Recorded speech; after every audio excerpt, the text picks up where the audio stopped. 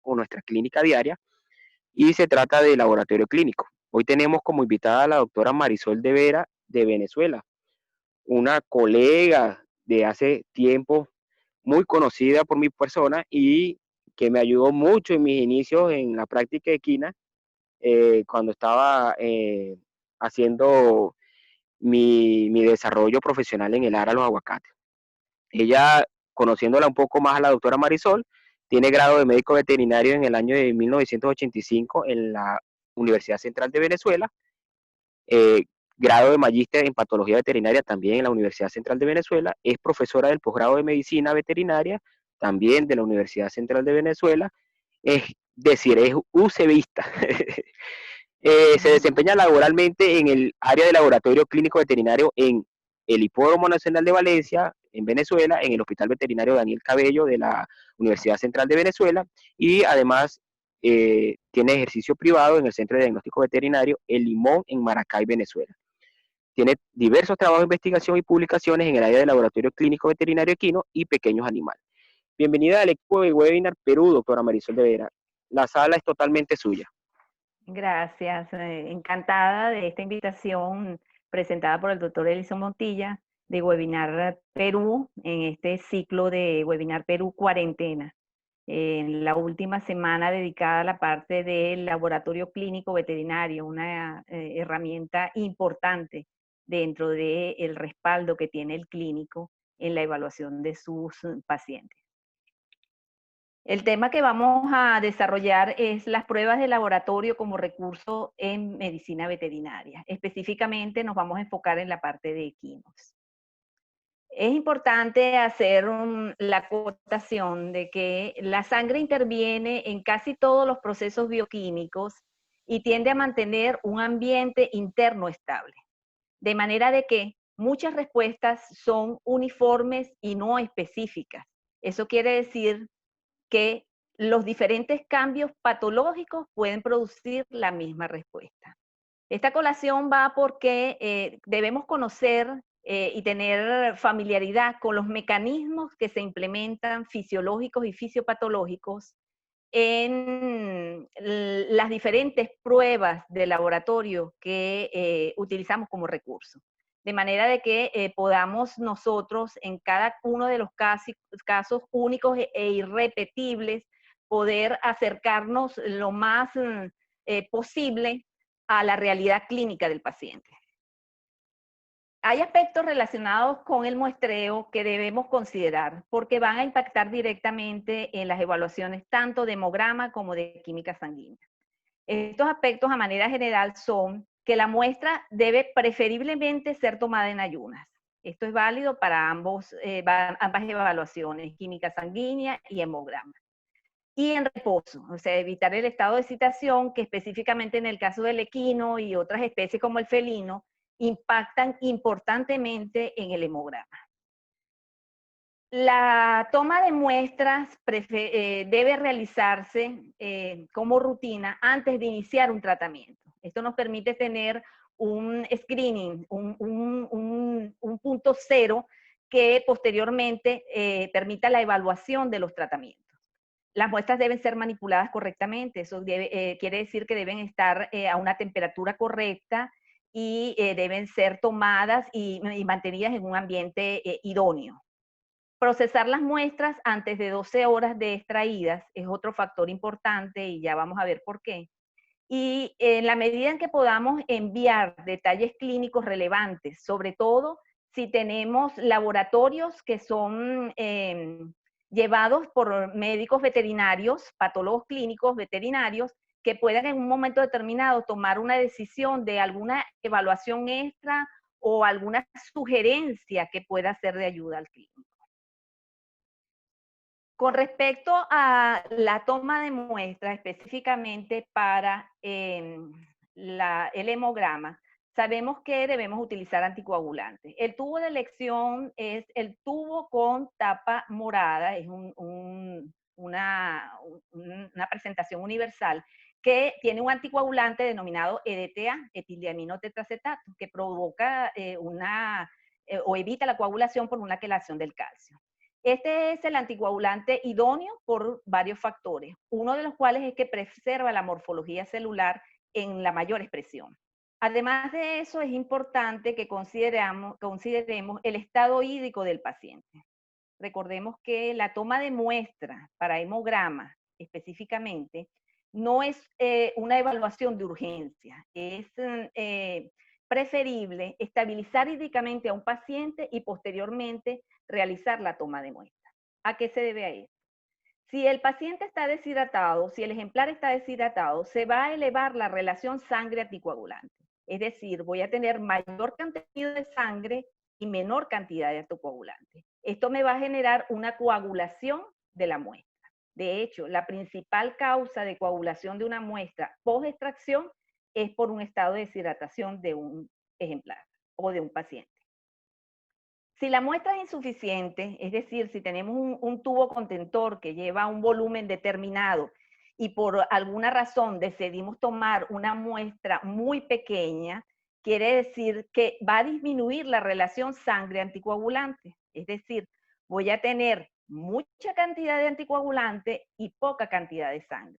Esto va a ocasionar alteraciones en la morfología, fundamentalmente de los eritrocitos, y ya vamos a ver qué impacto tiene esto en algunas variables de laboratorio, de hemograma específicamente. Otro aspecto importante es que si la muestra permanece por un tiempo muy prolongado en contacto con el anticoagulante, también hay cambios morfológicos importantes en el eritrocito y esto va a impactar directamente en variables del hemograma y específicamente de la serie roja. Estos gráficos la representan de la siguiente forma, ¿verdad? Una muestra insuficiente, es decir, tengo mucha cantidad de anticoagulante, poca cantidad de muestra. Hay una entrada importante de líquido dentro del eritrocito y se produce una plasmólisis o turgencia de la célula roja, lo que ocasiona una elevación del BCM. Esa elevación del BCM tiene un impacto importante en varias de las variables de la serie roja. Y ya vamos a ver en qué forma. Si por el contrario, tengo una muestra que tiene un tiempo muy prolongado de extracción y tiene un tiempo de contacto con ese anticoagulante que ocasione el proceso de salida de líquido desde la parte interna del eritrocito hacia la parte extracelular, esto me va a crear una crenación, es decir, un encogimiento de la célula que va a tener también un impacto en el volumen corpuscular medio de la célula. El hemograma, que es quizás la evaluación de laboratorio más frecuente que realizamos, permite tener a disposición desde 7 parámetros, cuando las evaluaciones se hacen manuales, hasta un máximo de 18 parámetros cuando las hacemos automatizadas, tanto desde el punto de vista de impedancia o por citometría de flujo, permite una serie de parámetros y cada uno de estos parámetros va a tener una significancia clínica. Lo importante es que sepamos traducirlos y poder de esa forma hacer una evaluación más minuciosa. Cuando tenemos un hemograma, lo fundamental es que separamos ese hemograma en 3 bloques. El bloque de la serie roja, que es el que tiene el mayor número de variables de evaluación. Esta serie se expresa en millones, de manera que en este paquete de serie roja tenemos a disposición la interpretación de hematocrito, eritrocitos, hemoglobina, valores corpusculares, ¿verdad? Está traducido esto en BCM, HCM, CHCM, cada uno de ellos tiene una connotación desde el punto de vista de interpretación, el ancho de distribución eritrocítica, los histogramas y la morfología que la observamos a través del FROD. En la serie blanca, que se expresa en miles, al igual que las plaquetas, vamos a tener a disposición el contagio total de leucocitos, el valor absoluto, el valor relativo, expresado en porcentaje, el histograma, es decir, la distribución de las células en cuanto a números y tamaños, y la morfología que también la observamos en FROD. Y en la serie plaquetaria igualmente tenemos a disposición el contagio en miles del número de plaquetas por milímetro cúbico, el valor plaquetario medio, que es el volumen plaquetario medio, que es la contraparte del BCM, un valor corpuscular medio, es decir, el diámetro de la plaqueta, el histograma, la distribución de las plaquetas, y la morfología, que también las observamos a nivel de Freud. Si empezamos con principios básicos que debemos considerar en la serie eritrocítica para iniciar el proceso de desglosar el hemograma, debemos tener en cuenta lo siguiente. El hematocrito de un paciente, que es el paquete de células rojas presentes en ese paciente, siempre y cuando el estado hídrico del paciente esté estabilizado, ¿verdad? Viene dado por el número de eritrocitos multiplicado por el diámetro de los eritrocitos. Este diámetro o BCM de los eritrocitos lo podemos expresar en dos unidades, o femtolitros o micras. De manera de que un mismo paciente puede tener, dos pacientes pueden tener un mismo hematocrito y de acuerdo al tamaño de células que presente uno o presente el otro, el paquete real o el número real de eritrocitos viables en ese paciente viene dado por el contagio total de eritrocitos. De manera que el factor hematocrito expresado en porcentaje debemos considerarlo siempre y cuando tengamos la información de número de eritrocitos totales y el tamaño de esos eritrocitos. La vida media del eritrocito es aproximadamente de 120 a 140 días en esta especie. O sea, realmente en equinos, caninos, bovinos, ovinos, exceptuando en felinos, que es más corta, ¿verdad? Y el tiempo de generación de esta célula funcional es aproximadamente 7 días. Es decir, el tiempo desde el cual la célula eritroblástica es diferenciada por acción de la eritropoyetina a nivel de médula ósea hasta generar la célula funcional a nivel de circulación dura 7 días. Este valor o esta información es muy importante porque sabemos que antes de 7 días la repetición de un hemograma, al menos que tengamos presente un proceso hemorrágico, no nos va a dar una información adicional a la anterior.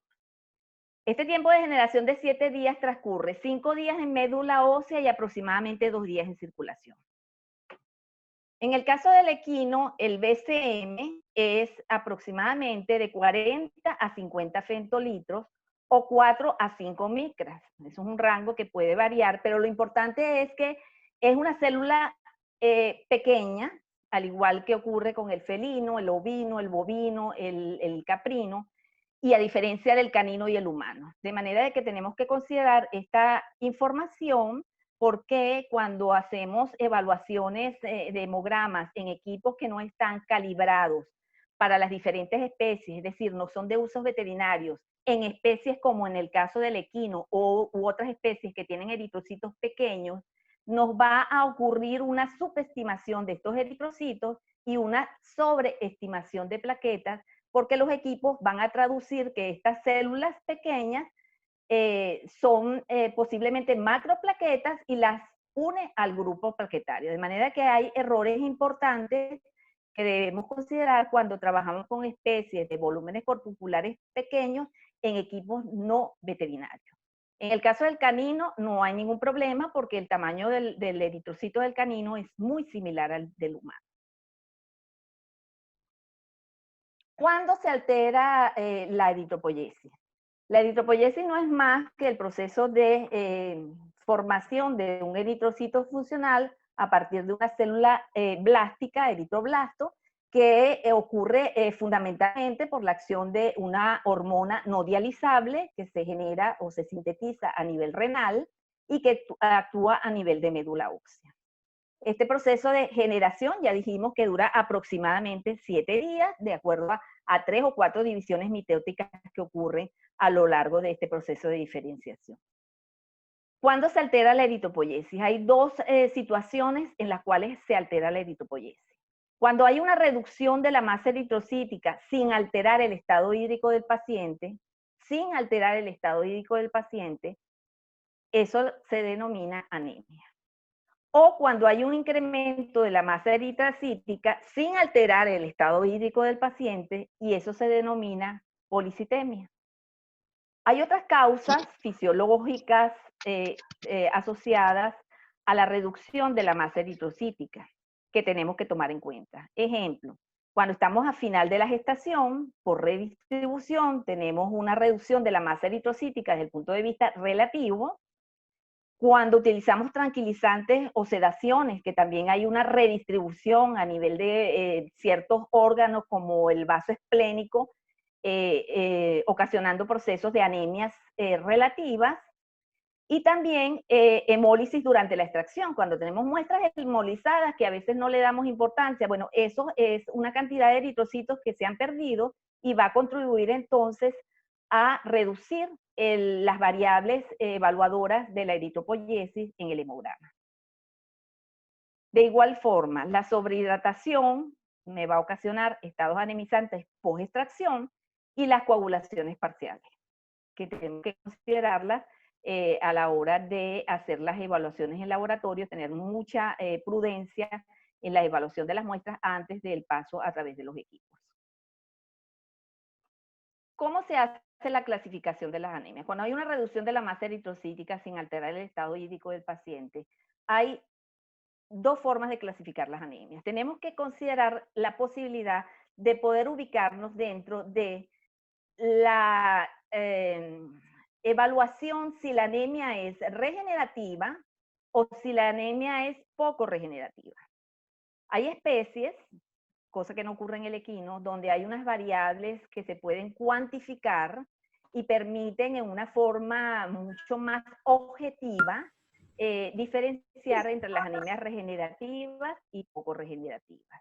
Sin embargo, en el caso del equino y los herbívoros en general, donde esas variables no están presentes, al igual que en los carnívoros, tenemos otros recursos, como las evaluaciones de Frotti, los anchos de distribución eritrocítica, que nos permiten a nosotros colocarnos dentro de la posibilidad de saber si estamos ante una anemia donde hay regeneración por parte de la médula ósea o hay poca regeneración por parte de la médula ósea. ¿Por qué es importante esto? Porque una vez que tengamos esa información, debemos entonces establecer los mecanismos que están presentes en el proceso de establecer esa anemia bajo ese concepto. Es decir, en las anemias regenerativas tenemos solamente 3 mecanismos presentes. O estamos ante una hemorragia aguda, o estamos ante una hemorragia crónica, o estamos ante una anemia hemolítica. La anemia hemolítica puede ser intravascular o extravascular. Ahora, dentro de cada uno de estos mecanismos hay una cantidad de causas que debemos nosotros precisar con la evaluación clínica y algunas otras evaluaciones de laboratorio en un momento determinado. Ejemplo, si te doy ante una anemia regenerativa y hay indicios de que estoy ante un proceso de una anemia hemolítica intravascular, posiblemente la observación a nivel de frotis sanguíneo de las estructuras endoglobulares del parásito pueda definir la causa de la anemia. En el caso contrario, de que la anemia es poco regenerativa, tengo solamente 2 mecanismos de acción. Los mecanismos son, o estoy ante una eritropoyesis reducida, o estoy ante un defecto en la eritropoyesis. Fíjense qué importante es esto, porque este defecto en la eritropoyesis significa que tengo desórdenes en la síntesis del grupo EN, es decir, tengo deficiencias de hierro, o tengo desórdenes en la síntesis de ácidos nucleicos para la mitosis celular, es decir, tengo deficiencias de ácido fólico, vitamina B2, ¿sí? U otras condiciones de tipo leucémico que no son frecuentes en equino. Pero esta condición de defectos en la eritropoyesis es quizás uno de los factores que con mayor frecuencia el clínico utiliza como causa de la anemia, sin antes pasar por este proceso de laboratorio que te permite entonces diferenciar y evidenciar realmente. Si no hay un defecto en la eritropoyesis, no se requiere la administración de hierro. Si no hay un defecto en la eritropoyesis por deficiencia de ácido fólico para el proceso de mitosis o vitamina B12, no se requiere la administración de esta. En contraparte, el otro mecanismo de las anemias poco regenerativas está representado por la eritropoyesis reducida. ¿Cuándo o qué causas pueden ocasionar esta eritropoyesis reducida? Ejemplo, enfermedades renales, ¿verdad? Cuando la función hormonal por una insuficiencia renal de un paciente ocasiona una deficiencia de la eritropoyetina. O en las enfermedades endocrinas, todos los hipotiroidismo, hipoadrenocorticismo, hipoandrogenismo y el único hiperestrogenismo en condiciones endocrinas. O en enfermedades crónicas, ¿verdad? Que es muy frecuente observarlas en ciertas especies como el equino y el felino, cuando tengo procesos inflamatorios crónicos, que tengo anemias moderadas o quizás más severas, depende del estado de cronicidad del proceso inflamatorio, en algunas condiciones neoplásicas, pero fundamentalmente inflamatorias, ocasionándome esta condición de eritropoyesis reducida. Hay otras condiciones, como son infecciones, ¿verdad?, de ciertos microorganismos que requieren células de alta replicación para su proceso de división, como es enfermedades virales, enfermedades rickettsiales, que toman elementos de la médula ósea, ocasionando eritropoyesis reducida. No solamente eritropoyesis reducida, sino también entonces procesos de reducción de otras series del ambiente microhematopoyético en médula ósea. Luego tenemos unas clasificaciones morfológicas de las anemias, que es bueno recordarlas, que no tienen implicación clínica relevante. Esta clasificación morfológica de la anemia viene dada por los índices hematimétricos, pero sí es importante recordar a qué se refiere cada uno de estos índices, porque te va a tener una implicación dentro de la coherencia de los resultados que se está emitiendo desde el punto de vista de evaluación de sangre para un hemograma. Entonces tenemos el BCM o volumen corpuscular medio, que se expresa en 2 unidades o micras o femtolitros, es una medida de diámetro, ¿verdad?, que nos permite diferenciar entre una condición normocítica, macrocítica o microcítica. Luego tengo el CHCM, que es una medida de espacio. Se expresa en 2 unidades, gramos sobre decilitros o porcentaje, es la concentración de hemoglobina corpuscular media y representa ¿qué? Representa el espacio que ocupa la hemoglobina dentro del eritrocito. Bajo ese contexto tengo la posibilidad de tener una normocromía, es decir, tengo una concentración dentro de los valores normales, o una hipocromía. La hipercromía no existe porque no puede ocupar la hemoglobina un espacio mayor al que le corresponde dentro de la célula eritrocítica.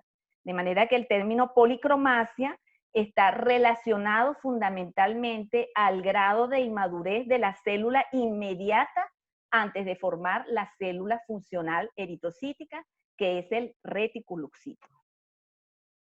Y luego tengo el último valor hematimétrico, que es la hemoglobina corpuscular media, que es una medida de peso, se expresa en picogramos decilitros, es el peso que tiene la hemoglobina dentro del eritrocito, y no tiene una connotación dentro de las clasificaciones morfológicas de las anemias, pero sí tiene un elemento importante para poder hacer una coherencia, que los valores emitidos por un equipo electrónico están dentro de la relación que debe mantenerse entre un índice hematimétrico y el otro. La contraparte es el aumento de la masa eritrocítica sin alterar el estado hídrico del paciente, se denomina eritrocitosis o policitemia.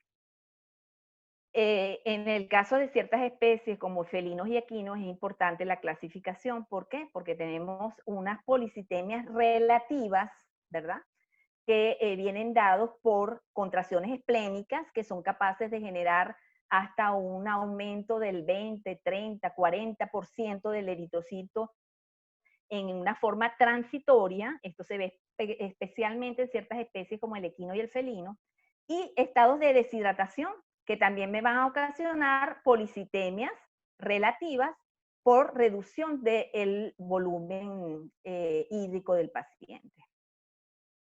Una forma que tenemos a nivel de laboratorio dentro de una variable adicional que nosotros utilizamos dentro del hemograma, que es la determinación de las proteínas totales, que pueden ser medidas por química húmeda, por química seca, pero también pueden ser medidas por refractometría, permite diferenciarnos rápidamente una policitemia relativa entre una deshidratación y una contracción esplénica. Si tengo una deshidratación, voy a tener una policitemia con una elevación de las proteínas totales. Mientras que si tengo una contracción esplénica que viene generada fundamentalmente por la descarga de adrenalina, pues voy a tener una policitemia sin alterar el valor de proteínas totales de ese ejemplar. Por otra parte, tenemos las policitemias absolutas, ¿verdad? Primarias y secundarias, las primarias muy poco frecuentes en equinos, que vienen dados por problemas de tipo proliferativo a nivel de célula eritroide, y las secundarias que se clasifican a las relacionadas por estados de hipoxia y las relacionadas a inexistencia de estados de hipoxia. En el equino quizás la que tenemos que considerar, sobre todo en el equino de tipo atlético, debemos considerar estas policitemias absolutas secundarias por hipoxia, que pueden estar relacionadas a condiciones ambientales, es decir, alturas a nivel del mar, es decir, que aquellos individuos o ejemplares que se encuentren a mayor altitud sobre el nivel del mar, pues tendrán una masa eritrocítica mayor que aquellos que están a nivel del mar. Igualmente hay algunas fisiológicas dadas por el ejercicio, los atletas tienen una masa eritrocítica mayor, dado su condición de entrenamiento desde el punto de vista de médula ósea. Y las fisiopatológicas relacionadas con problemas cardíacos, pulmonares o cardiopulmonares. Las no relacionadas con hipoxia, poco asociadas a equinos, pero sí en otras especies como caninos o felinos, están asociadas o relacionadas con problemas de tumores o quistes renales que ocasionan la generación de mayor cantidad de eritropoyetina y esto estimula entonces a nivel de médula ósea la célula blástica, ocasionando entonces estos estados de policitemia. En la parte de dinámica leucocitaria, una de las formas que tengo yo de enfocar este proceso de interpretación es el que les voy a explicar a continuación. Considero que si tenemos clara la condición tanto de leucocitosis como leucopenia en los diferentes pacientes, podemos estar ante cualquier hemograma y podemos hacer una interpretación correcta de cuál es el mecanismo que está generando una determinada situación. Si nos ubicamos en leucocitosis, es decir, la elevación del número total de células blancas presentes en un individuo, ¿verdad? Tenemos que considerar lo siguiente.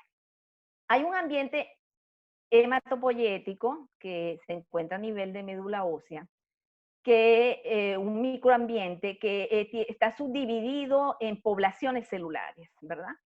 Como los que ustedes ven aquí, la subdivisión en células blásticas y el proceso de maduración hasta segmentado, donde expresa receptores la célula que puede o le permite pasar a circulación.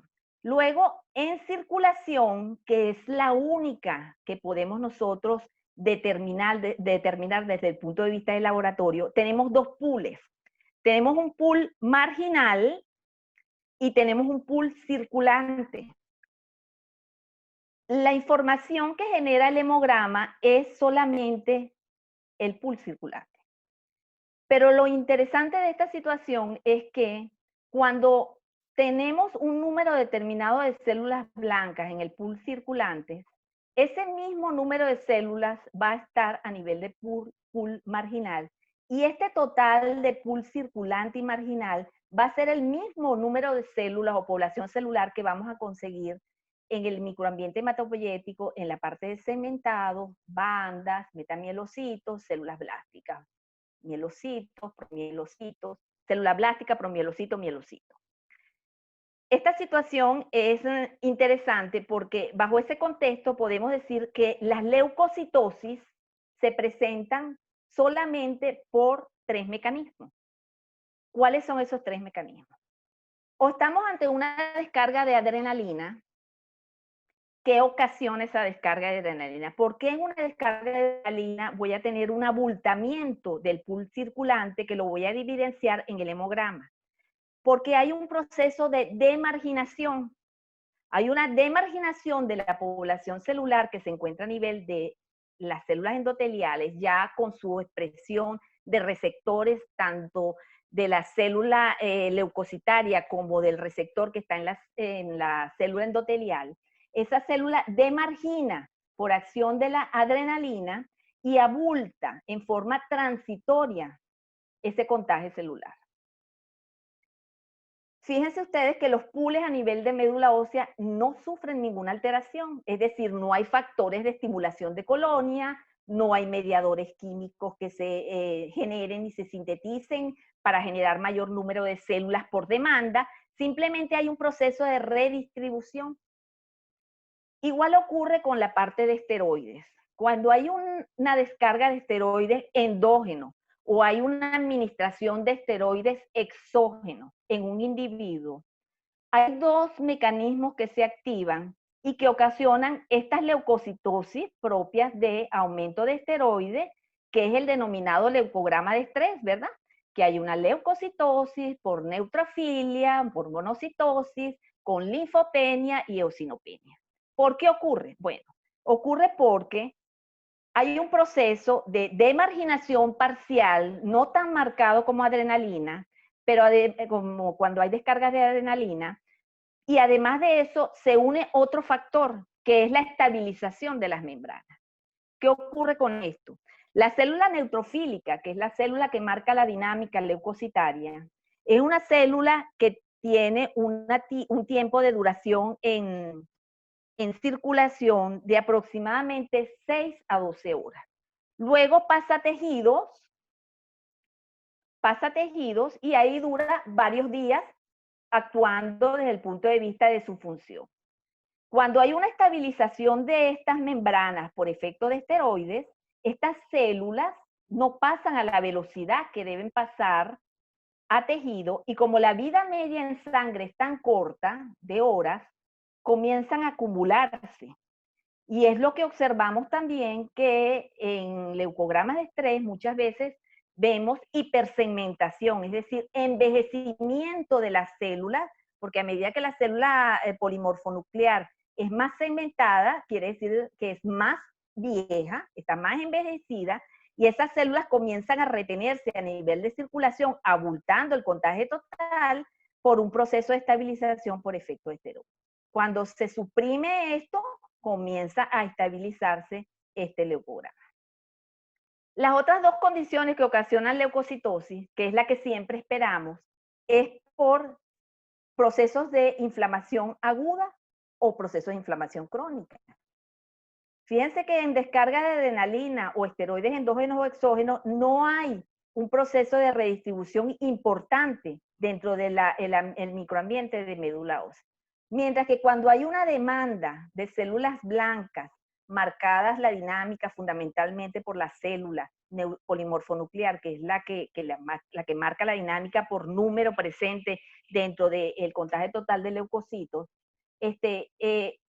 genera entonces un proceso de abultamiento tanto del pool circulante como del pool marginal. ¿Por qué? Porque la demanda es en tejido.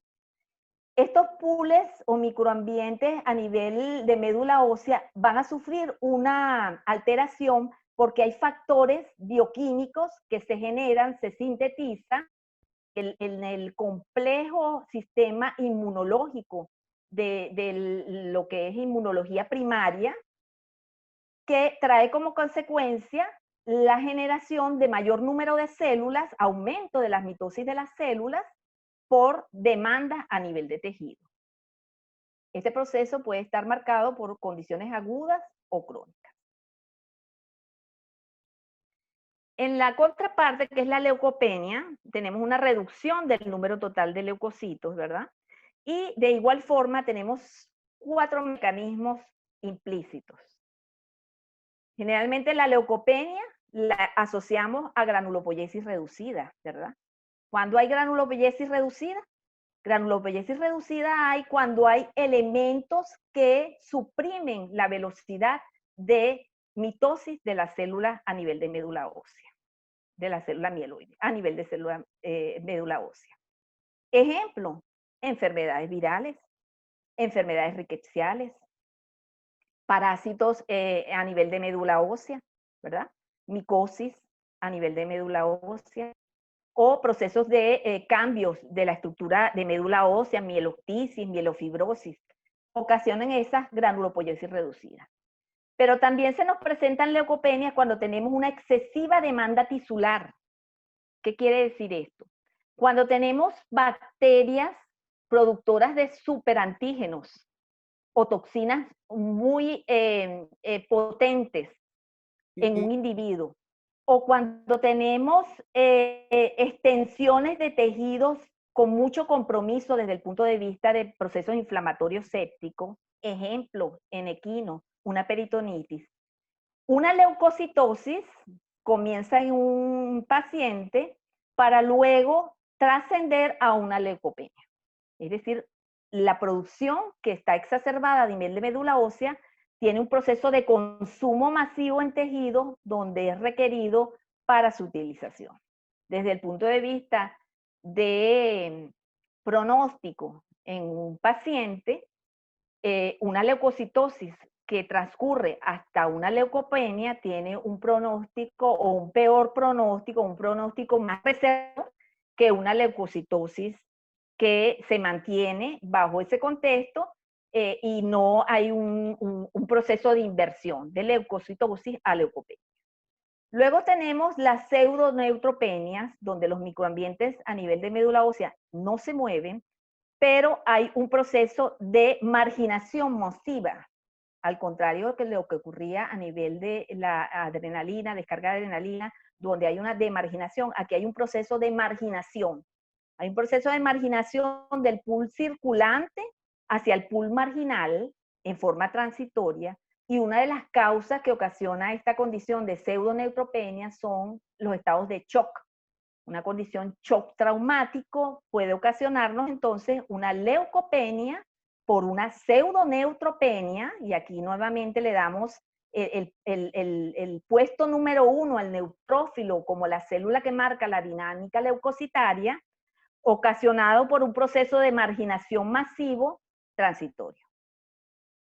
Por último, tenemos las disgranulopoiesis, que no son frecuentes en el equino, pueden presentarse, pero están asociadas fundamentalmente a estados linfoproliferativos o mieloproliferativos, es decir, neoplasias hematopoyéticas, donde hay una alta producción de células blásticas que no pasan a circulación, sino van directamente a tejido. En cuanto a la serie plaquetaria, debemos considerar la evaluación va al siguiente contexto. Ya dijimos que en el hemograma podemos hacer el contaje total de plaquetas, que se expresa en miles por milímetro cúbico, el volumen plaquetario medio, que se expresa en femtolitros, el ancho de distribución plaquetaria y el histograma plaquetario, que tiene un valor inmenso desde el punto de vista de interpretación clínica.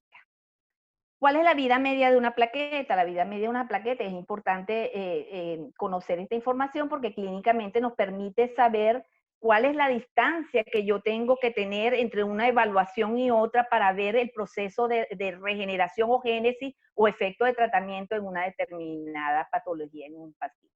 La vida media de una plaqueta es aproximadamente una semana, para recordarlo, de 8 a 10 días. ¿Y cuánto mide en el equino? El volumen plaquetario medio en el equino expresado en fetolitros va de 4.6 a 7.3. La principal causa de trombocitosis, es decir, de aumento del total de plaquetas dentro del hemograma, está asociado a estrés marcado.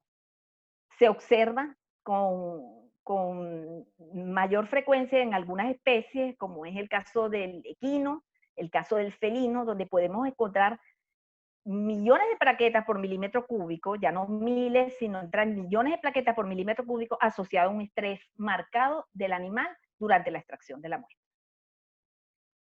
En la interpretación del ambiente plaquetario en un paciente, nos ubicamos también dentro de los mecanismos que ocasionan trombocitopenia, debido a que la plaqueta, el proceso de evaluación de la plaqueta fundamentalmente desde el punto de vista clínico está asociado a la disminución, es decir, las trombocitopenias.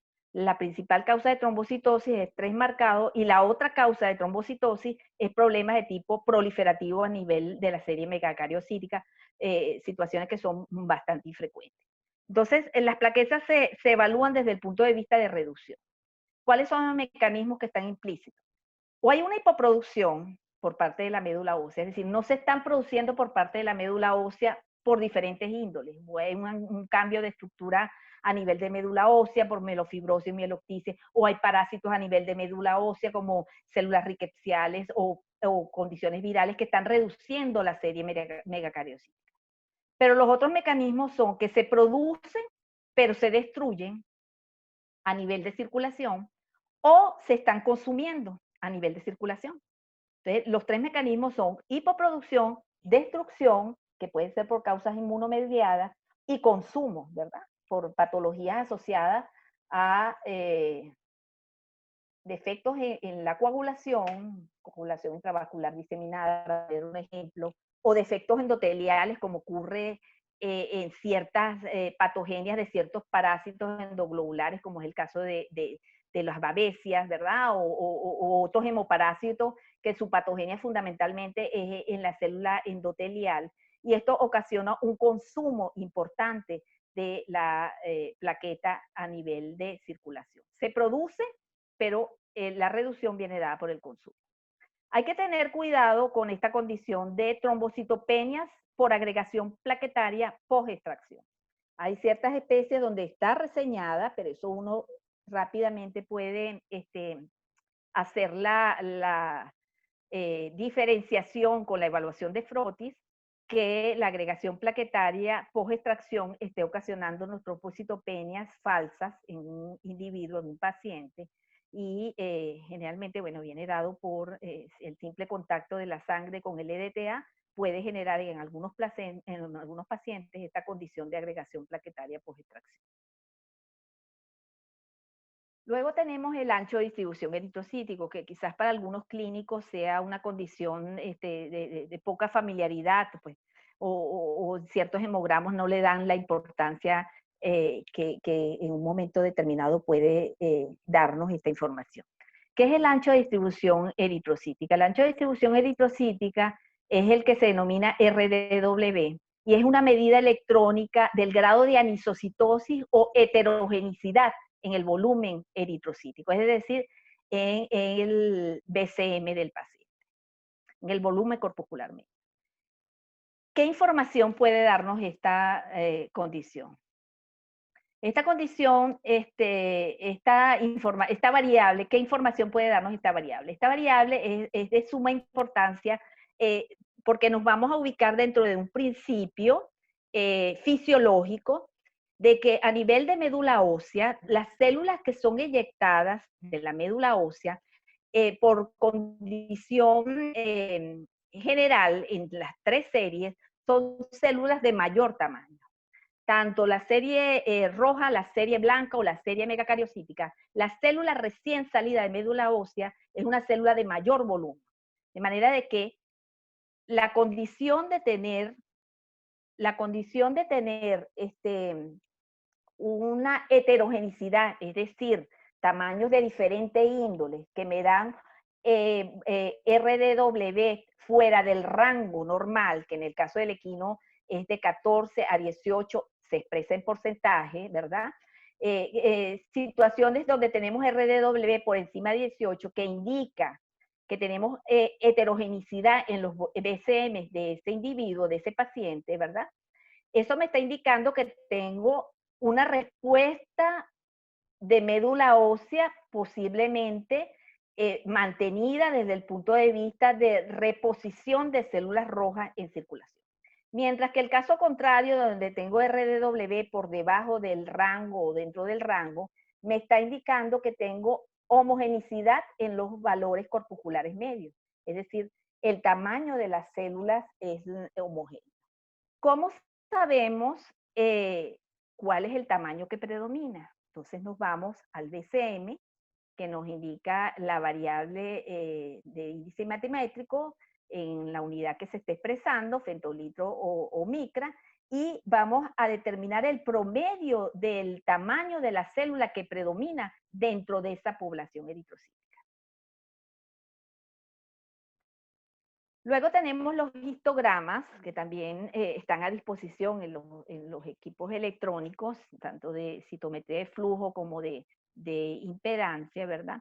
Que es simplemente una distribución del número de células en relación al tamaño de la célula.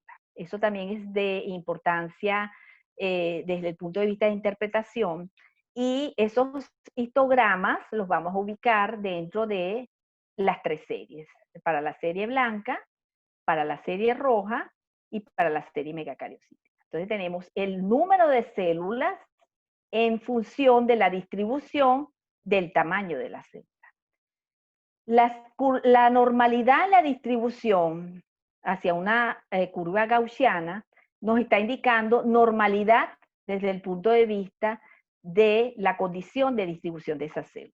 Cuando hay alteraciones en este histograma, en cualquiera de las tres series, bajo el contexto de interpretación, podemos asumir con las variables cuantificadas que tenemos en el hemograma, la situación que clínicamente podemos estar evaluando en un momento determinado. Luego, en la evaluación de la hematología completa o hemograma, por último, está la evaluación del frotis sanguíneo. Es fundamental, aunque es omitido en muchos casos por diferentes factores, tanto en la patología clínica humana como en veterinaria, pero definitivamente a medida que podamos tener esta información dentro del hemograma, vamos a completar el cuadro.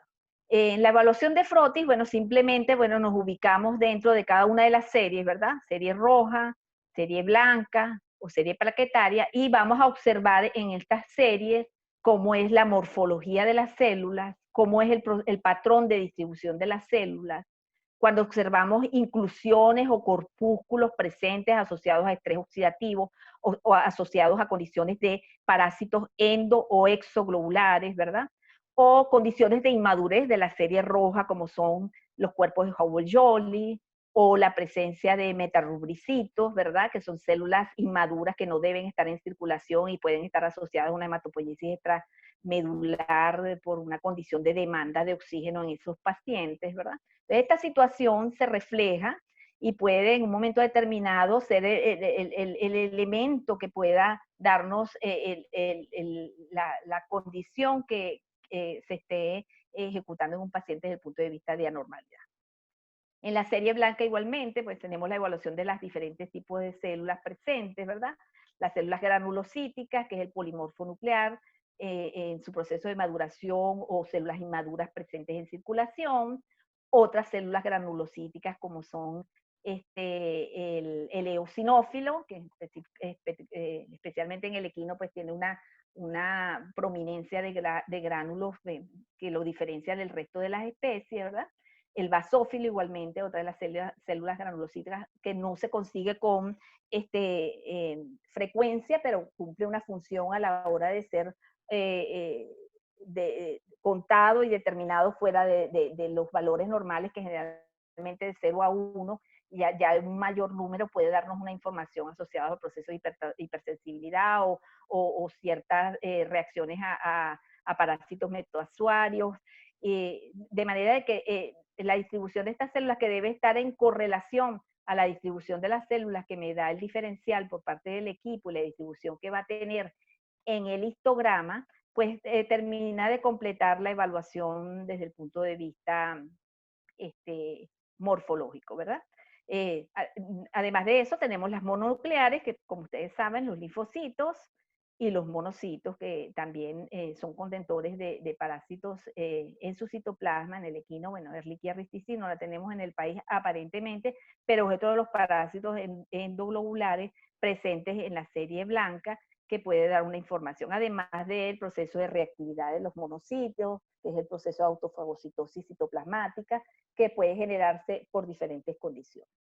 Y en las plaquetas, bueno, evaluamos el tamaño plaquetario, presencia de macroplaquetas, plaquetas reactivas, agregación plaquetaria, esas condiciones terminan de darle forma a lo que es el hemograma.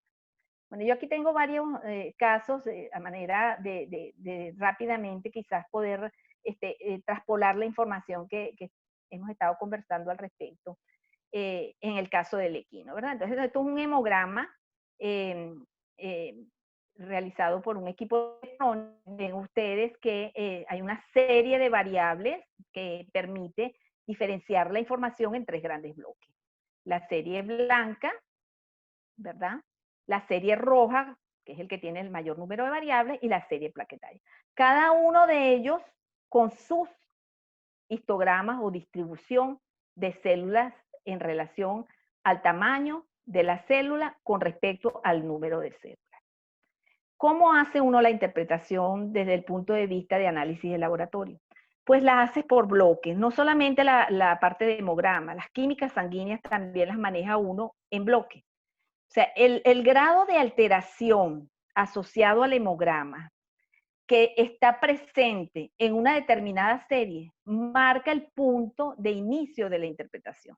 Esto es un hemograma de un equino, una yegua, donde pueden observar pues, que la mayoría de los valores, aquí no están los valores de referencia, pero ya aquí están los márgenes de referencia, y los equipos también te dan una alarma si está alto o si está bajo con respecto a los parámetros o rangos de referencia que estás utilizando en un momento determinado. Entonces ya te va indicando la distribución de las células en cada uno de los bloques celulares, ¿verdad? La distribución y las formas gaussianas lo más limpias posibles, te va indicando la normalidad de la condición. Por el contrario, cuando tenemos una condición de anormalidad, comenzamos entonces la interpretación bajo el contexto de la serie que está más comprometida. En este caso, de ejemplo, podemos decir que si nos ubicamos dentro de los tres bloques celulares, podemos inferir que dentro del contagio leucocitario y la distribución de las células leucocíticas, hay una normalidad que prevalece dentro de las otras series que estamos evaluando, como es la serie roja y la serie plaquetaria. El problema fundamental está en la parte de glóbulos blancos, ¿no? Fíjense ustedes, tenemos un contagio total de glóbulos blancos y luego tenemos una distribución de las células en valores absolutos y en valores porcentuales, es decir, distribución relativa y absoluta del contagio leucocitario. Y vemos que de 20.500 células por milímetro cúbico que tiene este ejemplar, aproximadamente 17.800 son neutrófilos, que representa el 86.9% del total de estas células, que ya de por sí 20.500 está fuera del rango de referencia, muy importantemente fuera del rango. Entonces, cuando vamos al histograma, vemos que hay un desplazamiento de la curva gaussiana hacia la derecha, debido a que este grupo de células presentes hacia la derecha, que en un mayor porcentaje están representadas por células granulocíticas, deben ser células de mayor tamaño, porque se desplazan hacia el punto donde la célula alcanza mayor tamaño. Es decir, estas células granulocíticas, deben ser entonces células inmaduras, porque son las células que desde el punto de vista fisiológico, al salir de médula ósea, van a tener un mayor tamaño celular y van a ir reduciendo ese tamaño a medida que van madurando. Cuando hacemos el diferencial o hacemos la evaluación de frotis, observamos entonces nosotros el porcentaje de bandas que están presentes dentro de, ese contexto del leucocitario en ese individuo, ¿no? Por el contrario, entonces tenemos la parte de serie roja que guarda una relación dentro de los valores normales aceptable, igualmente la serie plaquetaria.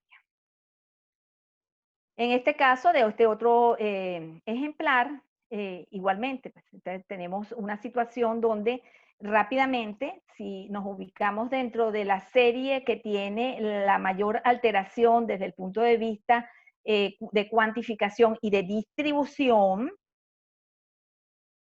vemos que la serie plaquetaria es la que marca el contexto de alteración del hemograma de mayor relevancia. Luego tenemos un contagio total de células blancas dentro del rango, límite o margen de referencia, pero con una distribución de las células alteradas. Es decir, tenemos un porcentaje de granulocitos aumentado con un contexto de contagio total de glóbulos blancos dentro del rango. Y al ver el histograma, claramente se ve un pico que probablemente al evaluar el frotis sanguíneo observamos por el desplazamiento de ese pico de células que en número supera a las células maduras, la posibilidad de estar ante una desviación a la izquierda. La serie plaquetaria, hay una reducción importante en el número de células y hay, además de eso, una distribución bastante heterogénea. Cada una de estos picos que ustedes observan en esta distribución del histograma representa una población celular asociada a un tamaño. A medida que la célula es más joven, la megacariocítica, la célula plaquetaria eyectada de la médula ósea, el tamaño plaquetario es mayor. Entonces, dentro de la distribución megacariocítica del histograma, podemos ver una distribución heterogénea de grupos celulares de diferentes tamaños dentro de este número de 73.000 plaquetas por milímetro cúbico que observamos en este ejemplar, pero observamos fuera de la distribución gaussiana una población celular alta. Quiere decir que la médula ósea está eyectando una población importante de plaquetas que si observamos en el frotis sanguíneo, la traduciremos en gran cantidad de plaquetas o macroplaquetas, reactivas o no reactivas, que pueden estar presentes en ese paciente.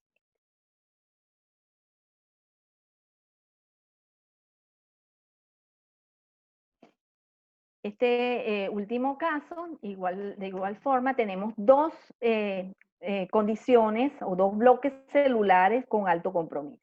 Tenemos un compromiso dentro de la serie eritrocítica, donde hay una anemia presente en el individuo, ¿verdad? Fíjense ustedes que el BCM de este paciente es pequeño.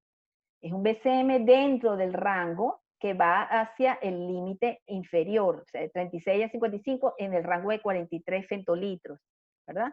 El hematocrito es de 17% aproximadamente, y cuando nos vamos al contagio total de glóbulos rojos, conseguimos que tiene 4.090.000 células rojas, o 4 millones aproximadamente de células rojas por milímetro cúbico.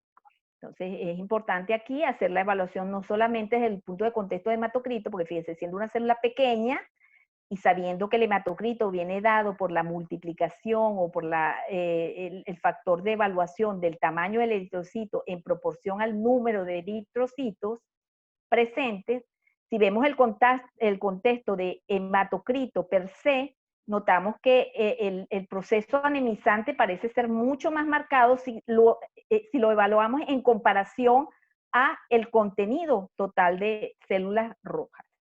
¿Por qué? Porque, bueno, dentro de este hematocrito tenemos gran cantidad de microcitos y eso quiere decir que dentro de este hematocrito el volumen de células rojas presentes es mayor. Entonces, al hacer la interpretación, pues, fíjense ustedes aquí en el contexto, el rango de 5 a 13 millones de eritrocitos por milímetro cúbico representa en este paciente 4 millones, un millón por debajo del límite inferior, pero si nos vamos al hematocrito solamente como interpretación, sin considerar el BCM de ese paciente, vemos que está 10% por debajo del valor inferior. Mucho más marcada una anemia desde este punto de vista de evaluación, donde estamos cometiendo un error porque no estamos considerando el BCM y el número de células rojas presentes pues está bajo, pero la anemia no es tan marcada. Igualmente está en la serie plaquetaria. Pues en la serie plaquetaria observamos una reducción, una trombocitopenia presente en el paciente con una distribución de esas plaquetas en diferentes poblaciones, quizás no tan heterogéneas como las que veíamos en el paciente anterior, pero también vemos una gran cantidad de macroplaquetas que nos puede a nosotros dar la información de que la médula está produciendo y que a lo mejor el mecanismo de trombocitopenia presente puede ser o destrucción o consumo. Hipoproducción con este volumen tan grande de macroplaquetas presentes muy probablemente no esté presente. Es decir, la médula ósea está funcional, pero hay otro mecanismo a nivel vascular que está generando esta trombocitopenia. Bueno, ya entrando en la parte de química, es interesante hacer las interpretaciones desde el punto de vista de químicas sanguíneas, diferenciando entonces entre la parte de pruebas de químicas sanguíneas, de productos finales o síntesis de productos, de la enzimología, o sea, de las enzimas. ¿Por qué? Porque la información generada por la enzima se traduce en una interpretación diferente al resto de las variables de química sanguínea que aportan otra información de acuerdo a cada uno de los parámetros que estamos evaluando. ¿A qué me refiero? Hay una serie de principios básicos también que tenemos que considerar cuando evaluamos enzimas. Quizás dentro de las químicas sanguíneas es el elemento que recurrimos con mayor frecuencia, pero hay una situación de engranaje de aspectos fisiológicos y fisiopatológicos que deben considerarse para poder hacer las interpretaciones correctas. Bueno, empezando de que cuando vamos a hacer evaluaciones enzimológicas o de enzimas de cualquier naturaleza, la muestra de elección es suero. No podemos utilizar plasma, ¿verdad? ¿Por qué? Bueno, pues simplemente ya al utilizar un ácido en el plasma, como el EDTA, pues estamos cambiando los pH y acuérdense ustedes que las enzimas son altamente susceptibles a los cambios de temperatura y pH, de manera que tenemos que utilizar suero como muestra de elección. Entonces no se justifica que preguntemos, vamos a determinar enzima suero o plasma, o sea, sabemos que es suero lo que tenemos que utilizar. Se toma la muestra central, ¿verdad?, de un vaso central, se espera unos 30 minutos en el tubo colector, preferiblemente si es nuevo, porque tiene un factor de silicón que permite la retracción de coágulos en una forma más limpia, ¿verdad? O si no utilizamos vidrio, viene a ser lo que es el colágeno in vivo, permite la retracción de coágulos en una forma más rápida y limpia. Esperamos unos 30 minutos, el tubo inclusive se puede inclinar para permitir una mayor retracción de coágulos y una mayor producción de este suero, y luego de estos 30 minutos centrifugamos y separamos. Si no, vamos a evaluar inmediatamente. Lo ideal es separar después de 30 minutos, 30, 35 minutos, que haya ocurrido completamente la retracción de coágulos. Si centrifugamos antes de este tiempo, ocasionamos ¿qué? Que la producción de suero sea muy poca o inexistente. Entonces empezamos a tratar de separar ese coágulo y podemos generar u ocasionar hemólisis. Las enzimas se expresan en forma general en las siguientes unidades. Unidades litros, ¿verdad? Es la unidad internacional de expresión de las enzimas. Es la unidad nueva, unidad litro. Otro aspecto relacionado con la interpretación de las enzimas que debemos considerar es la estabilidad de las enzimas, ¿verdad? Las temperaturas a las cuales debemos conservarlas. ¿Por qué? Porque estos factores son fundamentales a la hora de seleccionar las enzimas y hacer las interpretaciones correctas. Las enzimas, a su vez, pueden clasificarse en formas generales en enzimas órgano-específicas u órganos inespecíficas. Aquellas enzimas órgano-específicas son las deseadas clínicamente porque son las enzimas que tienen altas concentraciones en un determinado órgano, de manera de que su elevación en la determinación de la química sanguínea está indicando una alteración en determinado órgano o tejido, ¿verdad? Pero esas enzimas órgano específicas, pues, son poco frecuentes, ¿verdad? O comercialmente no son de relevancia porque la estabilidad de ellas es muy baja. Ejemplo es la sorbitol deshidrogenasa. La sorbitol deshidrogenasa es una enzima que está en una altísima proporción en el hepatocito. Pero ¿qué pasa con ella? Es extremadamente inestable, es muy lábil, de manera de que desde el punto de vista clínico va perdiendo efectividad a la hora de hacer las interpretaciones. Entonces, otro aspecto importante que debemos considerar en las enzimas es saber que el incremento de la actividad de la enzima en el suero, porque todas las enzimas clínicas se evalúan desde el punto de vista de incremento, exceptuando una, que es la colinesterasa, que su interpretación clínica es por reducción, el resto es por incremento. El incremento de la actividad de la enzima en el suero viene dado, está correlacionado con la cantidad de tejido y el número de células envueltas o alteradas. Es decir, el daño del tejido o células que son alteradas por un estado de hipoxia, necrosis, ocasiona una elevación de esa enzima. Y el grado de veces que se eleva la enzima está directamente proporcional a la cantidad de tejido afectado y de células envueltas. Otro aspecto importante que debemos considerar es la concentración y localización de las enzimas dentro de la célula. No todas las enzimas tienen la misma localización dentro de la célula. ¿Qué quiere decir esto? Nos vamos a este gráfico, ¿verdad? Las enzimas tienen diferentes localizaciones y las localizaciones de las enzimas dentro de la célula permiten darle el grado de sensibilidad a la enzima desde el punto de vista clínico. ¿A qué se refiere? Aquellas enzimas que están ubicadas a nivel de membrana plasmática, ejemplo, fosfatasa alcalina, gamma-glutamiltransferasa, son enzimas que al menor grado de daño sobre esa célula se derraman y pueden ser expresadas en la evaluación en suero. Mientras que tenemos otras enzimas que son citosólicas, ¿verdad? Están libres en el citoplasma de las células, u otras enzimas que están a nivel de organelos, como es el ejemplo de amilasa, lipasa, o ciertas isoenzimas, porque cada una de estas enzimas puede tener diferentes isoenzimas, como es el caso de la CK, ¿verdad? Que está a nivel citosólico, sus 3 isoenzimas, la LDH está a nivel citosólico, sus 5 isoenzimas, pero la ST está a nivel citosólico, la isoenzima 1, pero a nivel mitocondrial, la isoenzima 2. Aquellas que están dentro de organelos y se derraman, quiere decir que hubo una mayor injuria de la célula que aquellas que están a nivel de citosol o a nivel de membrana plasmática. Son más lábiles o el daño celular es menor para que ocurra el proceso de expresión de la enzima en la muestra que estamos evaluando.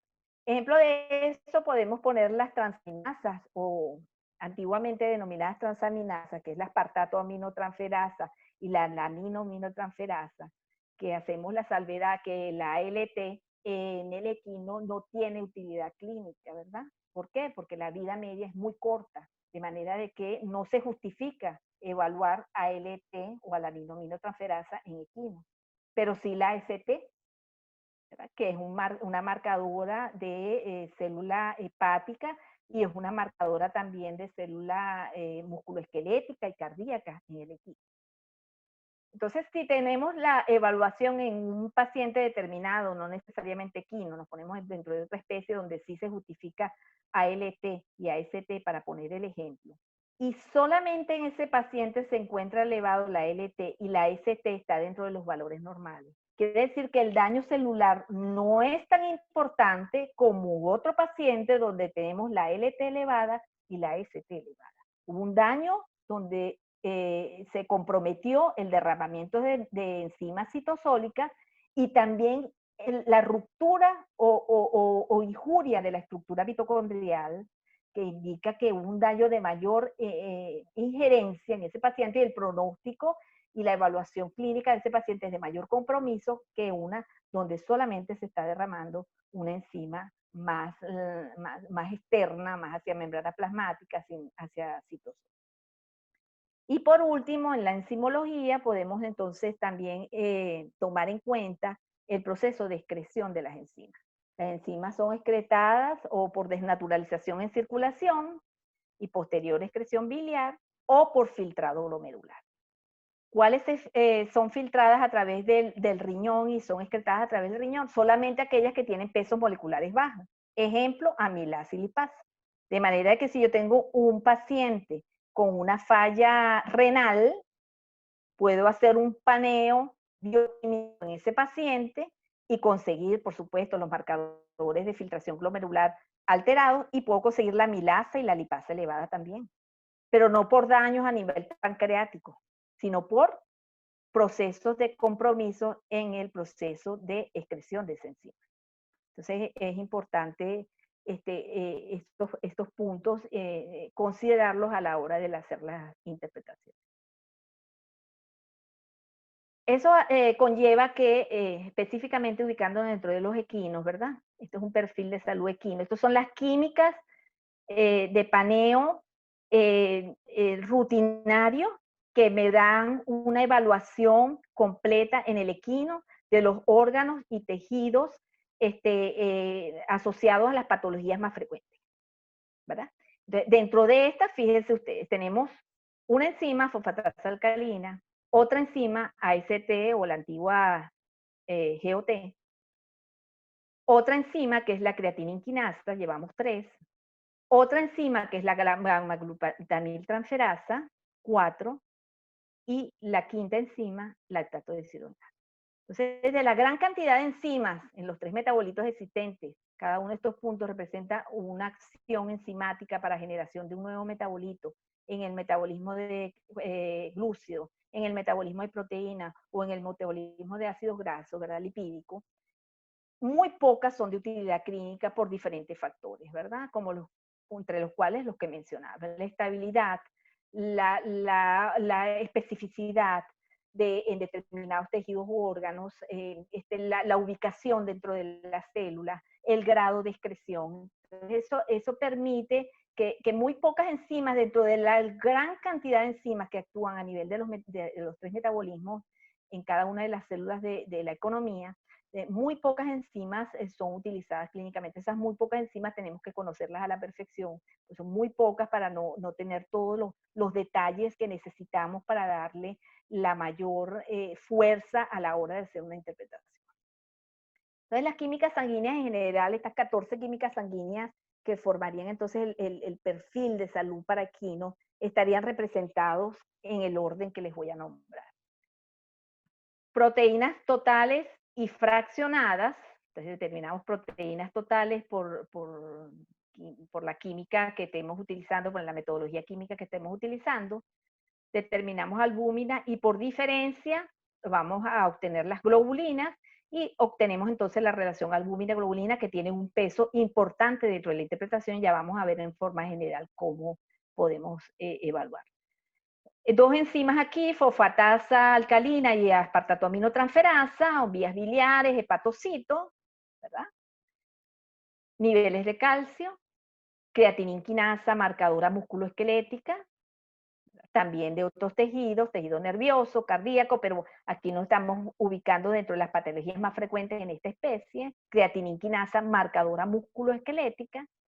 Creatinina, ¿verdad? Que es un metabolito final del metabolismo del músculo esquelético y que este producto final se excreta a través del glomérulo renal, el proceso de filtración glomerular, y me representa entonces una variable importante para evaluar yo funcionabilidad renal. Gamma-glutamiltransferasa, que es una marcadora de tejido biliar, pero ya no de canalículos biliares como la fosfatasa alcalina, sino de ducto biliar extrahepático.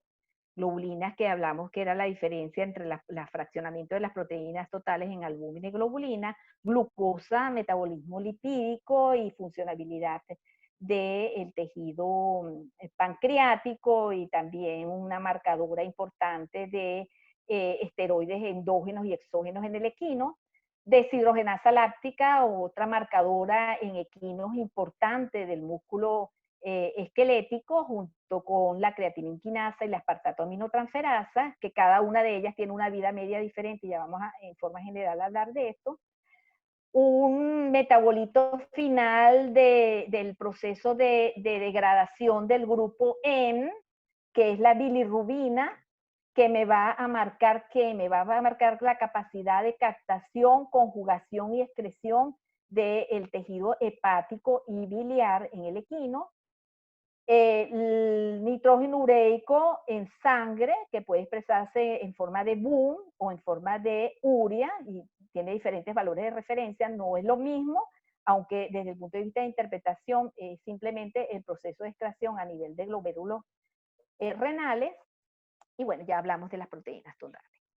Entonces, bueno, cuando nos referimos a la evaluación de la integridad de la célula hepatobiliar, tenemos fundamentalmente enzimas marcadoras, y ya hablamos entonces de la aspartato aminotransferasa, que es una enzima organoinespecífica puesta en diferentes tejidos, de ubicación mitocondrial, que tiene una vida media aproximada de 24 horas, y que es marcadora de la integridad del tejido hepático, del hepatocito. Luego tenemos entonces dos enzimas adicionales, que es la fosfatasa alcalina, que es una enzima organoinespecífica. Ella está en el ducto biliar, pero también está en concentraciones importantes a nivel de hueso, está en concentraciones importantes a nivel de intestino, y también se encuentra ubicada a nivel de placenta, de manera que un individuo en crecimiento o un individuo gestante, un paciente gestante, puede tener actividad de la fosfatasa alcalina, pero ya dijimos que el grado de elevación de las enzimas va en correlación al daño del tejido que está comprometido. Entonces es muy importante que tengamos mucho cuidado de hacer las interpretaciones bajo ese contexto. Luego tenemos la bilirrubina total asociado a la parte hepatobiliar, que va a evaluar, pues, como ya dijimos, el proceso de captación, conjugación y excreción hepática. ¿Qué quiere decir? Esta bilirrubina total la podemos fraccionar, si es posible, en bilirrubina indirecta y directa. ¿Y qué pasa? Esta bilirrubina total, que representa el proceso de degradación del grupo N, en este metabolito final, necesita un proceso de conjugación para solubilizarse y ser excretada. La bilirrubina indirecta entra dentro del hepatocito, se conjuga que ciertos elementos presentes, ácido glucurónico, glucosa, y luego se solubiliza, o sea, conjugada, solubilizada, puede trascender y es excretada por vía biliar. Es importante desde el punto de vista de evaluación. Si la podemos fraccionar, muchísimo mejor, una información adicional. Dentro del metabolismo de carbohidratos, entonces tenemos los niveles de glucosa, ¿verdad? Que también es un indicador sensible de niveles de la funcionabilidad del tejido hepático y de las condiciones de esteroides endógenos o exógenos en el caso del equino. Tenemos el metabolismo del calcio, que se utiliza fundamentalmente dentro de la bioquímica equina, asociado a la parte de contracción muscular, ¿verdad? El calcio también juega un papel importante dentro de la parte de coagulación sanguínea. Acuérdense que cuando hablamos de anticoagulantes, hablamos del EDTA, que quela el calcio, de manera que cuando vamos a determinar calcio, ya ustedes saben que jamás vamos a hacerlo en plasma, siempre en suero, ¿verdad? Entonces este calcio, esta muestra se determina en suero y es fundamentalmente asociada dentro del paneo bioquímico equino a el proceso de contracción muscular. El panel musculoesquelético, que es un panel importante en el equino. Las masas musculares en el equino representan aproximadamente el 40% de su peso. Quiere decir que si tenemos un ejemplar de 400 kilos, aproximadamente 200 kilos son masas musculoesqueléticas. Estas masas musculoesqueléticas generan una gran cantidad de producción de ciertas enzimas cuando ellas sufren alguna alteración, como es el caso de la mioglobinuria o randomiólisis en el equino, por la extensión de tejido. la concentración son enzimas que no son órganos específicas, están en otros tejidos, pero las altas concentraciones por la cantidad de tejido involucrado, sobre todo en músculos motores, ocasionan que estas variables enzimáticas tengan una gran relevancia desde el punto de vista de interpretación en el paneo de músculo esquelético de los equipos. Tenemos entonces la creatina quinasa, lactato deshidrogenasa y la ACT o aspartato aminotransferasa, ¿verdad? Estas enzimas tienen diferentes vidas medias, de manera que la CDK tiene una vida media aproximada de 6 horas después de la injuria del tejido, mientras que la LDH tiene una vida media de aproximadamente 12 horas y la aspartato aminotransferasa una vida media de aproximadamente 24 horas. Eso desde el punto de vista clínico es muy importante, porque entonces la elevación de una u otra nos marca el proceso de inicio de la lesión musculoesquelética y el proceso también de reincorporación de ese individuo, de ese ejemplar, a nuevamente su actividad física. El panel renal, bueno, representado fundamentalmente por la creatinina, el nitrógeno ureico o la expresión en forma de urea, pues ustedes saben que el peso molecular del BUN es la mitad del peso molecular de la urea, por lo tanto la determinación de valores o los rangos de referencia de BUN es la mitad de los rangos de referencia de urea, entonces tenemos que tener mucho cuidado cuando tengamos un valor que lo expresamos en miligramos sobre decilitro de urea, cotejarlos con rangos de referencia de urea y no de BUN, porque entonces ocasionamos o podemos tener alteraciones en las interpretaciones. Y los niveles de calcio también como indicador de filtración glomerular y en la parte de contracción musculoesquelética o la transmisión de impulso nervioso a nivel musculoesquelético. En metabolismo de proteínas, ya finalizando, tenemos entonces proteínas totales que pueden fraccionarse, albúmina, globulina, y determinamos entonces la relación albúmina-globulina. Las proteínas totales se expresan en gramos sobre decilitros. Nosotros la utilizamos con la metodología de refractometría dentro del hemograma habitual en el equino, no falta jamás, no solamente en el equino, en todas las especies, pero en el caso del equino, además de las proteínas totales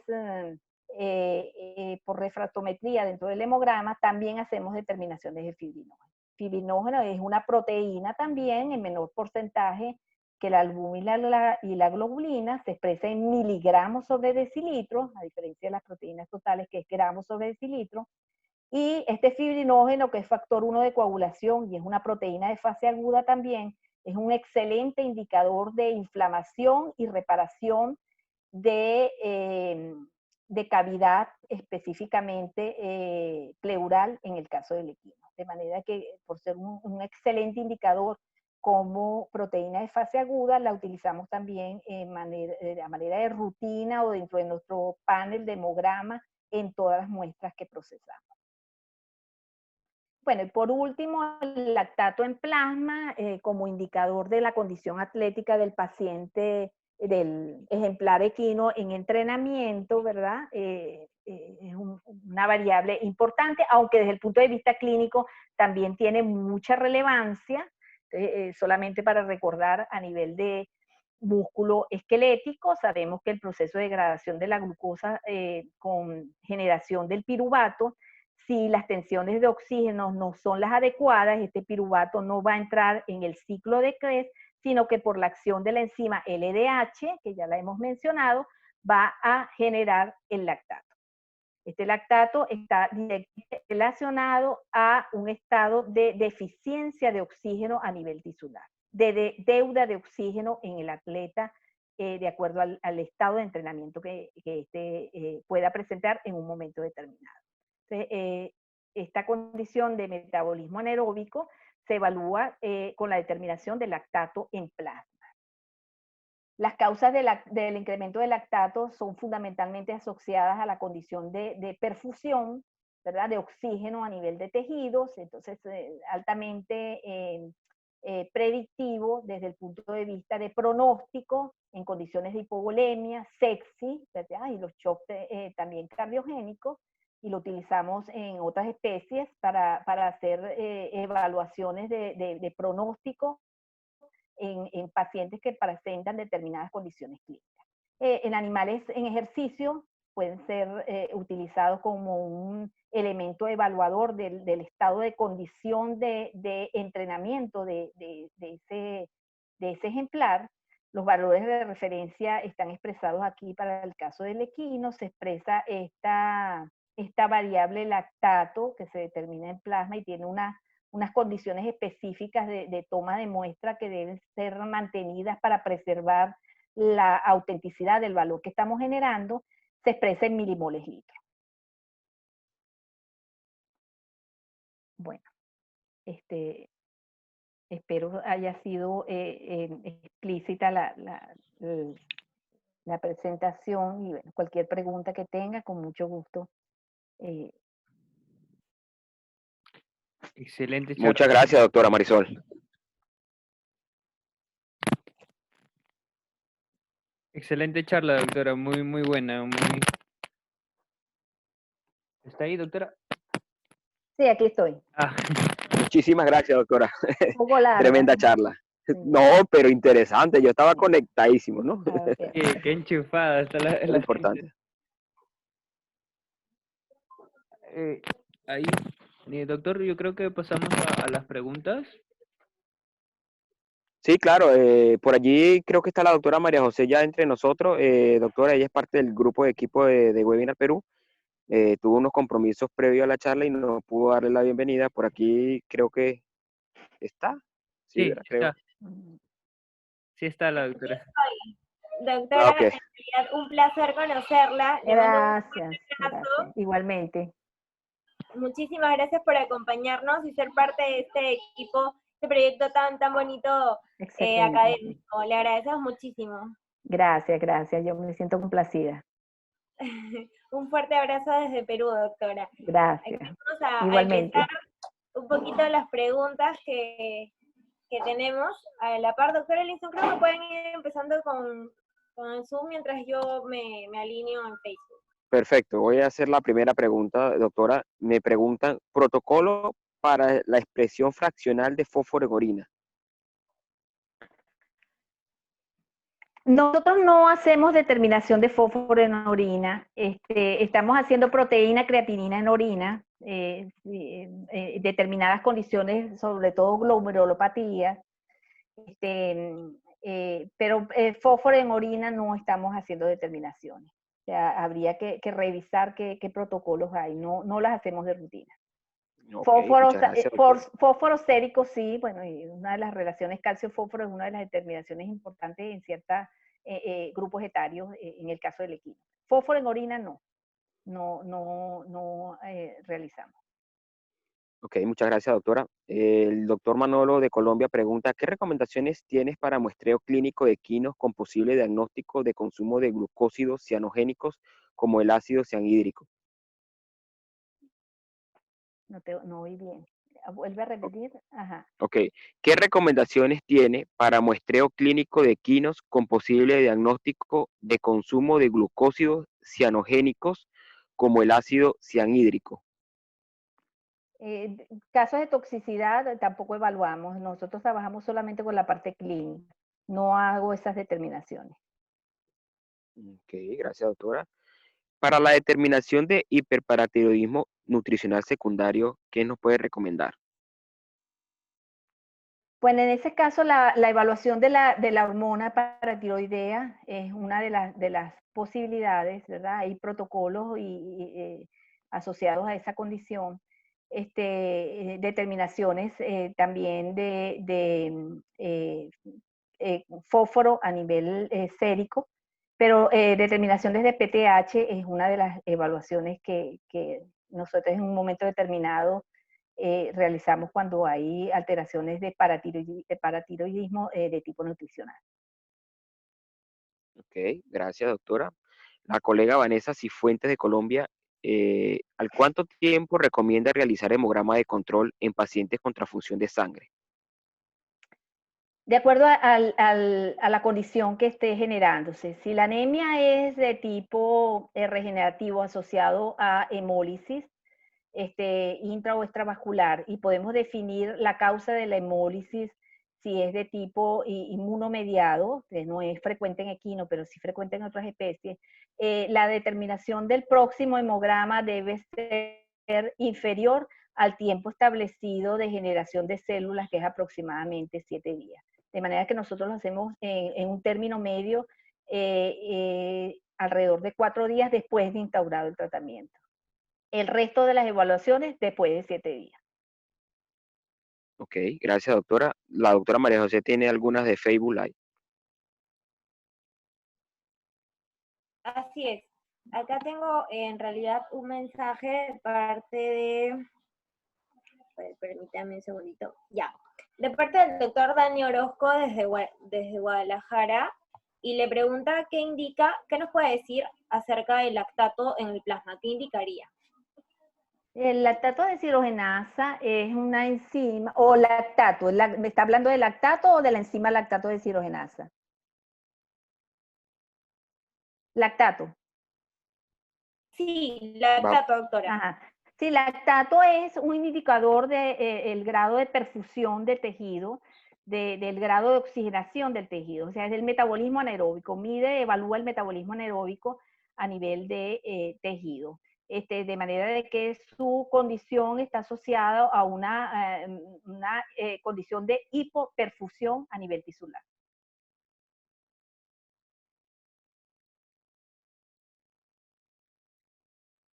Gracias, doctora. Gracias, doctora. Tengo... Sí. Continúa, doctor. ¿Tienes alguna otra? Sí, tengo una aquí. Viene por parte de la doctora Adriana Díaz y le agradece por la charla, la felicita y le quiere preguntar respecto de la bioquímica en la relación la albúmina y la globulina, ¿cómo puede relacionarse esto en cuestión al pronóstico? Bueno, la relación albúmina-globulina tiene un protocolo de evaluación desde el punto de vista de interpretación relacionados a reducción o aumento de esta condición. La reducción de la albúmina está asociado a procesos de reducción en la síntesis proteica, ¿verdad? Fundamentalmente de esta proteína que se sintetiza a nivel de hepatocitos. O puede estar asociado a una reducción en la parte de absorción también a nivel intestinal. O otra condición que puede estar asociada es una pérdida de esta albúmina a nivel de extensión de tejido, ejemplo quemadura, pues pérdida en grandes proporciones. Mientras que las globulinas está relacionado fundamentalmente a la interpretación de la condición inmunológica del paciente. Entonces, una hiperglobulinemia puede estar en relación a una estimulación antigénica crónica en ese individuo, o una reducción en los niveles de globulina puede estar en relación a una reducción en la ingestión de globulinas en determinados pacientes o ejemplares, en el caso del equino, animales muy jóvenes, a través del calostro.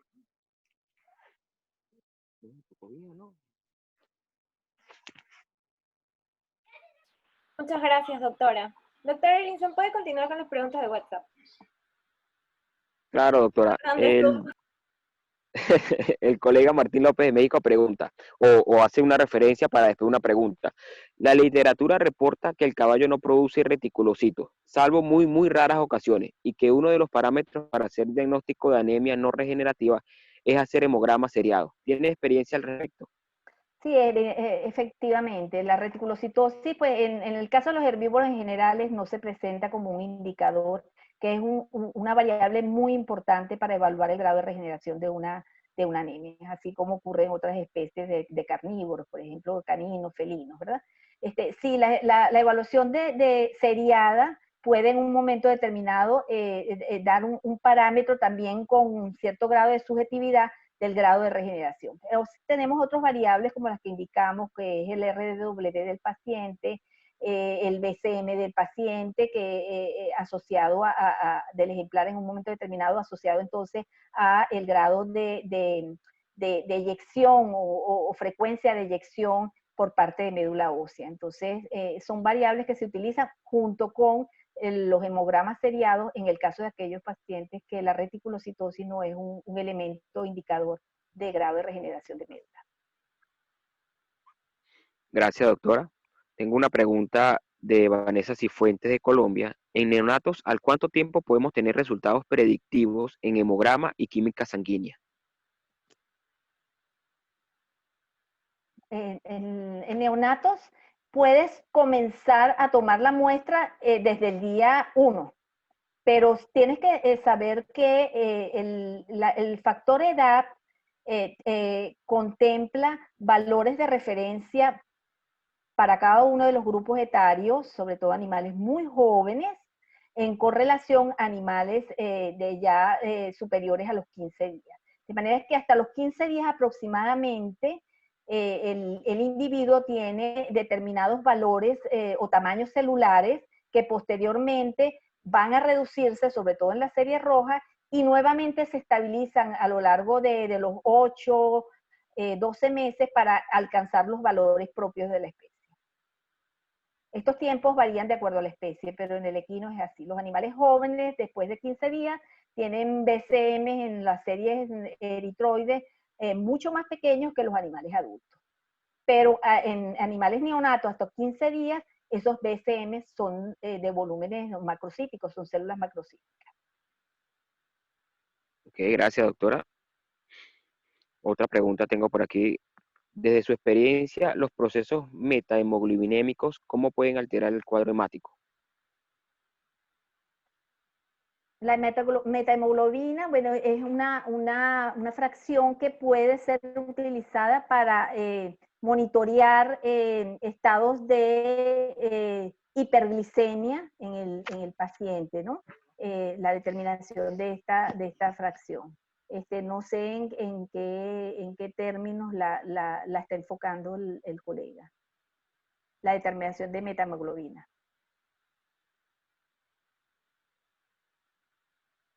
Ok, muchas gracias, doctora. Doctora María José, ¿tiene alguna en Facebook? Sí, tengo aquí una que es de parte del doctor César Aguilar de Perú.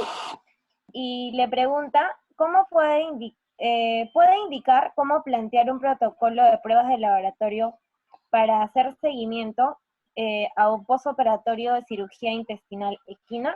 Muchas gracias por la charla, doctora. Y bueno, indudablemente ya en el caso de cirugía intestinal, sería dentro del protocolo están las hematologías completas, es un factor importante que deben ser realizadas si hay tratamientos establecidos de acuerdo a la dinámica, fundamentalmente leucocitaria, puede reducirse el tiempo de evaluación a cada 48 horas. Y luego tenemos entonces las evaluaciones de otras variables bioquímicas, como es los niveles de lactato en el paciente, es un factor importante, así como niveles de calcio en el paciente, niveles de glucosa presentes también dentro de las variables de bioquímica sanguínea más relevantes.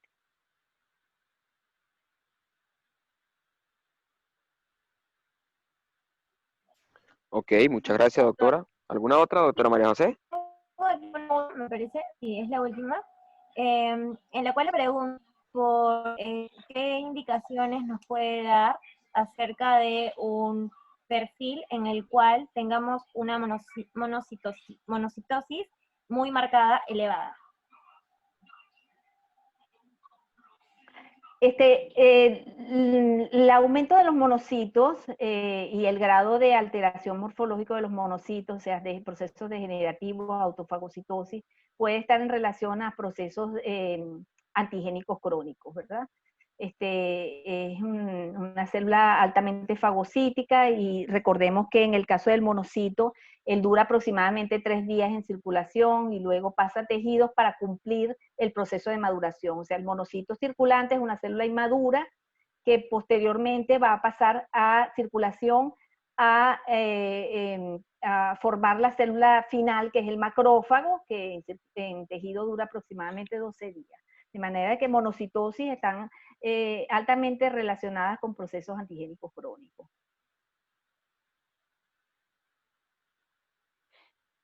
Ok, muchas gracias, doctora. Doctora, aclarando la pregunta que hicimos anteriormente de la metahemoglubinemia, Ajá. el colega comenta que con respecto a toxicosis por nitritos y nitratos. Mm. Sí, clases de toxicología. Nosotros no evaluamos toxicología aquí en laboratorio. Nuestro laboratorio es fundamentalmente clínico.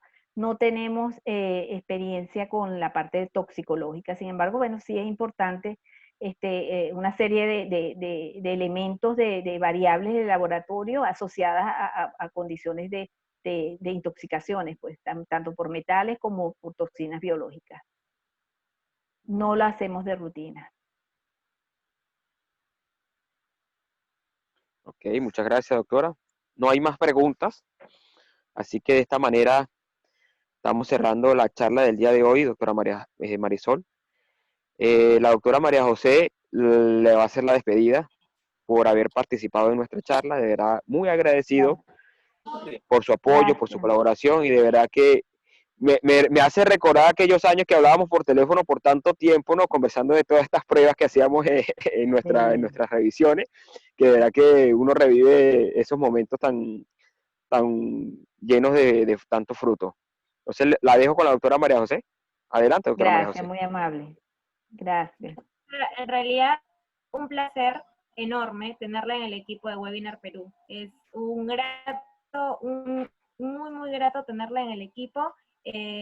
Queremos realmente que sepa por parte del equipo de Webinar Perú y de parte de todos los participantes que hoy día la han podido escuchar, las felicitaciones, los agradecimientos por su tiempo, por su disposición. De hecho, migrar a toda esta era de la educación virtual, me imagino que debe haber tenido ahí sus complicaciones en el camino y sin embargo lo ha librado bastante bien, con honores diría yo. Entonces le agradecemos mucho por Gracias, su muy tiempo. amable. Gracias, Esperamos muy poder amable. conocer en Muy un adelante. complacida.